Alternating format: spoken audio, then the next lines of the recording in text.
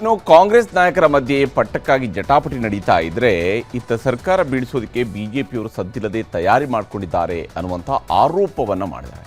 ಈ ಶಂಕೆ ಈಗ ವ್ಯಕ್ತವಾಗೋದಕ್ಕೆ ಕಾರಣ ಆಗಿರುವಂಥದ್ದು ಕಾಂಗ್ರೆಸ್ ಶಾಸಕ ವಿಜಯಾನಂದ ಕಾಶಪ್ಪನವರ್ ಸಿಡಿಸಿರುವಂತಹ ಒಂದು ಬಾಂಬ್. ಕಾಂಗ್ರೆಸ್ನ 55 ಶಾಸಕರಿಗೆ ಇಡಿ ಸಿಬಿಐ ಬೆದರಿಕೆ ಹಾಕ್ತಿದೆ ಅಂತ ಕಾಶಪ್ಪನವರು ಹೇಳಿದ್ದಾರೆ.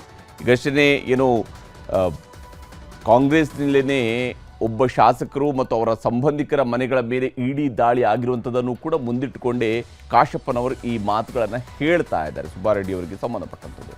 ಆದರೆ ಆಪರೇಷನ್ ಕಮಲ ಸುಳ್ಳು ಅನ್ನುವಂತಹ ಸ್ಪಷ್ಟೀಕರಣವನ್ನು ಬಿಜೆಪಿ ನಾಯಕರು ಕೊಡ್ತಾ ಇದ್ದಾರೆ. ದಾಳಿ ಮಾಡ್ತೀವಿ, ಸಿಬಿಐ ದಾಳಿ ಮಾಡ್ತೀವಿ, ಇದು ಎಲ್ಲ ಶಾಸಕರಿಗೂ ಭಯ ಇದೆ. ನಾನು ಹಿಡ್ಕೊಂಡೇ ಇದೆ. ಸುನಾಮಿ ಬರುವಂತ ಭೀತಿ ಇದೆ. ಅದಕ್ಕೆ ಇವತ್ತು ಈ ರೀತಿ ಹೇಳಿಕೆಗಳನ್ನ ಕೊಟ್ಟು ವಿಚಾರಗಳನ್ನ ಬದಲಿ ಮಾಡತಕ್ಕಂತ ಪ್ರಯತ್ನ ಕುತಂತ್ರ ನಡೀತಾ ಇದೆ. ರಾಜ್ಯದಲ್ಲಿ ನಡೀತಿದೆಯಾ ಆಪರೇಷನ್ ಕಮಲ? ಚರ್ಚೆ ಹುಟ್ಟು ಹಾಕಿದ ಕಾಶಪ್ಪನವರ್ ಬಾಂಬ್. ಕಳೆದ ಸರಿ ಸರ್ಕಾರ ಮಾಡಿದಾಗ ಮುಖ್ಯಮಂತ್ರಿ ಆದಾಗ ಏನ್ ಮಾಡಿದ್ರು? ಕಾಂಗ್ರೆಸ್ ಶಾಸಕರನ್ನ ಖರೀದಿ ಮಾಡಿ ಅದು ಸರ್ಕಾರ ಬೀಳಿಸೋದಕ್ಕೆ ಇವರೇ ಪ್ರಯತ್ನ ಮಾಡ್ತಾರೆ. ಈ ಎಲ್ಲರಿಗೂ ಹೆದರಿಕೆ. 55 ಶಾಸಕರನ್ನ ಪಟ್ಟಿ ಮಾಡ್ಯಾರ ಅವರು ಬಿಜೆಪಿಯವರು ಆಲ್ರೆಡಿ. ರಾಜ್ಯ ರಾಜಕೀಯದಲ್ಲಿ ಸೆಪ್ಟೆಂಬರ್ ಕ್ರಾಂತಿ ಹೆಸರಲ್ಲಿ ಮುಖ್ಯಮಂತ್ರಿ ಬದಲಾವಣೆಯ ಕಿಚ್ಚು ಹೊತ್ತಿಕೊಂಡಿದೆ. ಕಿಚ್ಚು ಆರಿ ಹೋಗುತ್ತೋ ಧಗಧಗ ಅಂತ ಹೊತ್ತಿ ಉರಿಯುತ್ತೋ ಗೊತ್ತಿಲ್ಲ. ಆದರೆ ಹುನಗುಂದ ಕಾಂಗ್ರೆಸ್ ಶಾಸಕ ವಿಜಯಾನಂದ ಕಾಶಪ್ಪನವರ್ ಇವತ್ತು ಹೊಸ ಬಾಂಬ್ ಹಾಕಿದ್ದಾರೆ. ಬಿಜೆಪಿ ನಾಯಕರು ಆಪರೇಷನ್ ಕಮಲಕ್ಕೆ ಕೈ ಹಾಕಿದ್ದಾರೆ.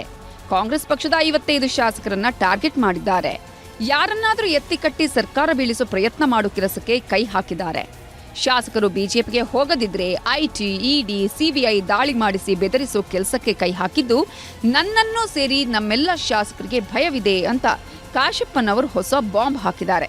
ಈ ರಾಜ್ಯದಲ್ಲಿ ಭಾರತೀಯ ಜನತಾ ಪಕ್ಷದವರಿಗೆ ನೇರವಾಗಿ ವಿಧಾನಸೌಧದಲ್ಲಿ ಕುಂದ್ರಕ್ಕೆ ಒಂದು ಸಾರಿಯರು ಜನ ಈ ರಾಜ್ಯ ಜನತೆ ಅವಕಾಶ ಮಾಡಿಕೊಟ್ಟಿದ್ದಾರೆ. ಯಡಿಯೂರಪ್ಪನವ್ರು ಬಂದರು ಹಿಂಬಾಗಿಲಿಂದ ಸಮ್ಮಿಶ್ರ ಸರ್ಕಾರ ಅಲಯನ್ಸು ಮುಖಾಂತರನೇ ಬಂದರು. ಕಳೆದ ಸರಿ ಸರ್ಕಾರ ಮಾಡಿದಾಗ ಮುಖ್ಯಮಂತ್ರಿ ಆದಾಗ ಏನು ಮಾಡಿದರು? ಕಾಂಗ್ರೆಸ್ ಶಾಸಕರನ್ನ ಖರೀದಿ ಮಾಡಿ ದುಡ್ಡು ಕೊಟ್ಟು ಖರೀದಿ ಮಾಡಿದ್ದೀವಿ. ರಾಜ್ಯದ ಜನತೆಗೆ ಗೊತ್ತೈತಿ.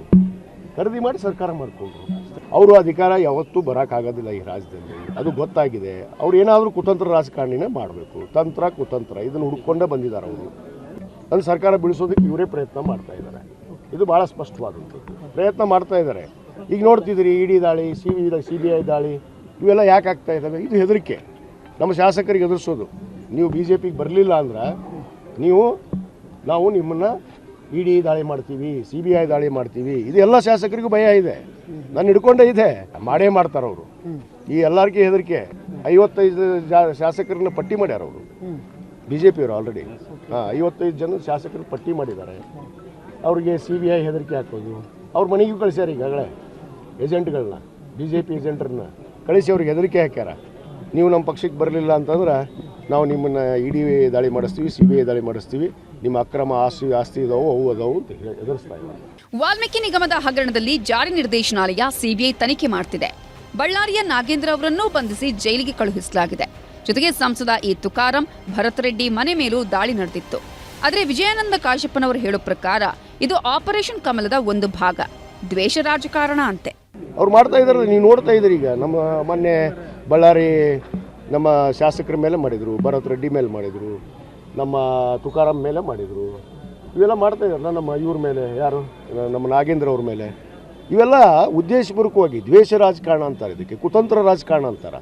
ಅವ್ರ ತಾಕತ್ತು ದಮ್ ಇದ್ರೆ ಜನರ ಮಧ್ಯೆ ಬರಲಿ. ಮತ್ತೆ 28ಕ್ಕೆ ತೋರಿಸ್ತೀವಿ. ಕಾಂಗ್ರೆಸ್ನಲ್ಲಿ ಸುನಾಮಿ ಎದ್ದಿದೆ. ಅದನ್ನು ಮುಚ್ಚಿಡಲು ಸುಳ್ಳು ಆರೋಪ. 55 ಕಾಂಗ್ರೆಸ್ ಶಾಸಕರನ್ನ ಬಿಜೆಪಿಗೆ ಬರಲು ಆಹ್ವಾನಿಸಿದ್ದಾರೆ. ಬರದಿದ್ರೆ ಬಿಜೆಪಿ ನಾಯಕರು ಇಡಿ, ಸಿಬಿಐ ದಾಳಿ ಭಯ ಹುಟ್ಟಿಸುತ್ತಿದ್ದಾರೆ ಅಂತಿದ್ದಾರೆ ವಿಜಯಾನಂದ ಕಾಶಪ್ಪನವರು. ಇದಕ್ಕೆ ಬಿಜೆಪಿ ರಾಜ್ಯಾಧ್ಯಕ್ಷ ವಿಜಯೇಂದ್ರ ತಿರುಗೇಟು ಕೊಟ್ಟರು. ಕಾಂಗ್ರೆಸ್ನಲ್ಲಿ ಸುನಾಮಿ ಎದ್ದಿದೆ. ಸಿಎಂ ಬದಲಾವಣೆ ಕೂಗು ಶುರುವಾಗಿದೆ. ಅದನ್ನ ಮುಚ್ಚಿಡಲು ಸುಳ್ಳು ಆರೋಪ ಮಾಡ್ತಿದ್ದಾರಷ್ಟೇ ಅನ್ನೋದು ವಿಜಯೇಂದ್ರ ಹೇಳಿಕೆ. ಕಾಂಗ್ರೆಸ್ ಪಕ್ಷದಲ್ಲಿ, ಕಾಂಗ್ರೆಸ್ ಸರ್ಕಾರದಲ್ಲಿ ಏನು ಸುನಾಮಿ ಬರುವಂತ ಭೀತಿ ಇದೆ. ಅದಕ್ಕೆ ಇವತ್ತು ಈ ರೀತಿ ಹೇಳಿಕೆಗಳನ್ನ ಕೊಟ್ಟು ವಿಚಾರಗಳನ್ನು ಬದಲಿ ಮಾಡ್ತಕ್ಕಂಥ ಪ್ರಯತ್ನ ಕುತಂತ್ರ ನಡೀತಾ ಇದೆ. ಯಾರು ತಪ್ಪಿತಸ್ಥರಿದ್ದಾರೆ ಅವ್ರ ವಿರುದ್ಧ ಕೋರ್ಟ್ ಇದೆ, ಹೈಕೋರ್ಟ್ ಇದೆ, ಸುಪ್ರೀಂ ಕೋರ್ಟ್ ಇದೆ. ಒಂದೊಂದು ಪ್ರಜಾಪ್ರಭುತ್ವ ವ್ಯವಸ್ಥೆಯಲ್ಲಿ ಏನೇನಾಗಬೇಕು ಅದು ಆಗ್ತದೆ. ರಾಜ್ಯ ಕಾಂಗ್ರೆಸ್ ಸರ್ಕಾರದಲ್ಲಿ ಪವರ್ ಶೇರಿಂಗ್ ಪಾಲಿಟಿಕ್ಸ್ ಮಧ್ಯೆ ಬಿಜೆಪಿಯಲ್ಲೂ ರಾಜ್ಯಾಧ್ಯಕ್ಷ ಬದಲಾವಣೆ ರಾಜಕೀಯದ ಜಗಳ ಆಗ್ತಿದೆ.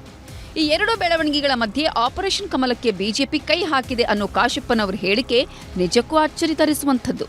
ಕಾಶಪ್ಪನವರು ಕೊಟ್ಟ ಈ ಹೇಳಿಕೆ ಇನ್ಯಾವ ದಿಕ್ಕು ತಲುಪುತ್ತೋ ಏನೋ. Bureau report, news 18.